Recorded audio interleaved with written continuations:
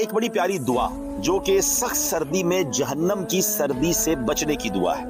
فرمان مصطفیٰ صلی اللہ تعالی علیہ وسلم، جب سخت سردی ہوتی ہے تو بندہ کہتا ہے لا الہ الا اللہ، آج کتنی سخت سردی ہے، اللہم اجرنی من زمہریر جہنم، یعنی اے اللہ پاک مجھے جہنم کی زمہریر سے بچا۔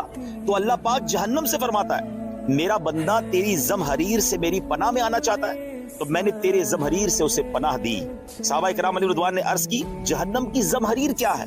ارشاد فرما وہ ایک گھڑا ہے جس پہ کافر کو پھینکا جائے گا تو سخت سردی سے اس کا جسم ٹکڑے ٹکڑے ہو جائے گا۔ اللہ اکبر، یعنی جہنم میں جہاں گرمی کا عذاب ہے، آگ کا عذاب ہے، وہاں سردی کا بھی عذاب ہے۔ ہم اللہ سے دعا کرتے ہیں کہ اللہ کریم ہمیں جہنم کی آگ سے بھی بچائے اور جہنم کی زمہریر سے بھی بچائے۔ دعا کر لیتے ہیں لا الہ الا اللہ، آج کتنی سخت سردی ہے، اللہم اجرنی من زمہریر جہنم، اے اللہ پاک مجھے جہنم کی زمہریر سے بچا۔